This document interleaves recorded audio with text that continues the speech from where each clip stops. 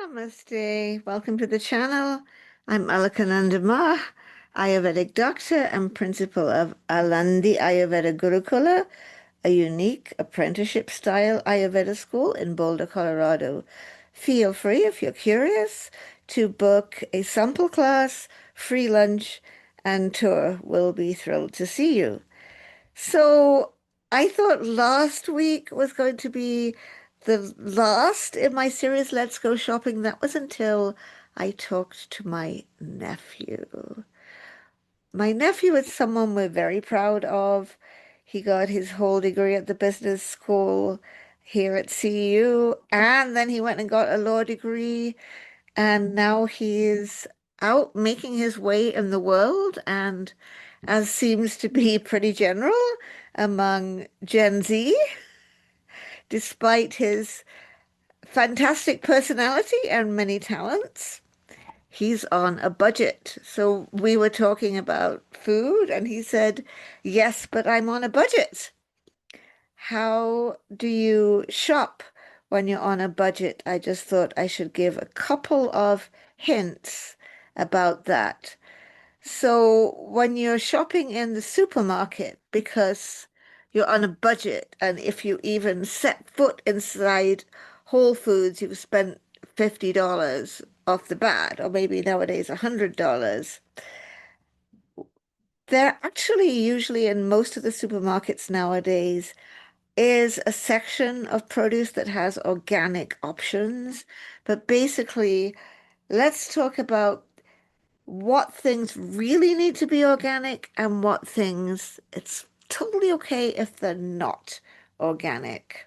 And finally, it's better to eat vegetables than not eat vegetables, even if you can't manage organic vegetables.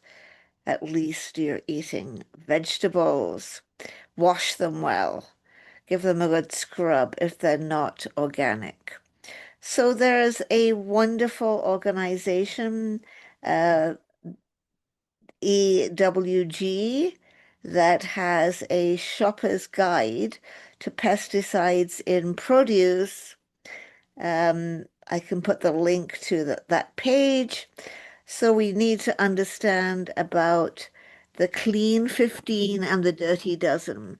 So the clean 15 are the types of produce that have the lowest amounts of pesticide residues. So they're the things that you're really safe off not bothering with paying for organic. That includes pineapple, sweet corn, and that's fresh and frozen, avocado, avocado, papaya, onions, peas, like frozen peas, asparagus, cabbage, and that is a low budget standby, watermelon, just great at this time of year, cauliflower, a super nutritious food, bananas, after all, you're going to peel them, mangoes, ditto, you're not going to eat the skin, carrots, mushrooms, and kiwi.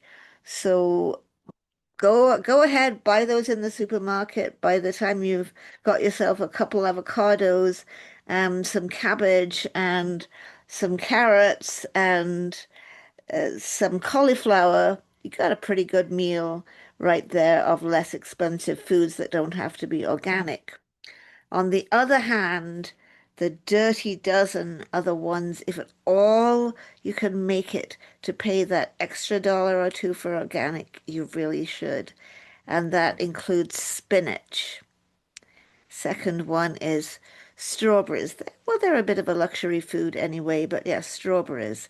And then all our other greens like kale, collard, and mustard greens. If at all you can pay for organic, that would be great. Then some of the fruits like grapes, peaches, cherries, nectarines, pears, and apples. Much, much better for those to be organic. If you really can't afford organic, make sure you give them a good scrubbing. Or you can also peel the apples and blackberries and blueberries as well.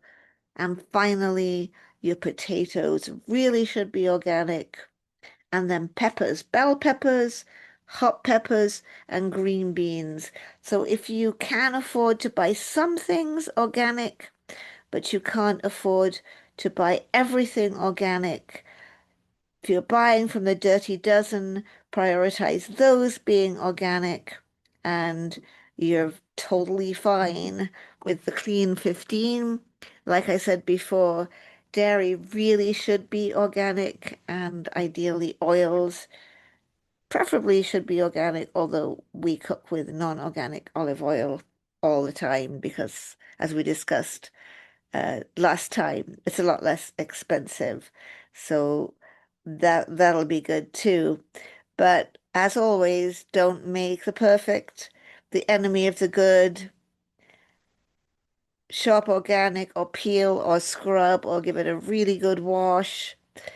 But at least do still eat your vegetables and make sure you have a listen to my upcoming podcast. It'll be out on Thursday, Sustenance Beyond the Supermarket, and that'll give you some great clues to other ways, other than shopping in the supermarket, that you could meet your food security needs when you're living on a budget, some of which might even be free.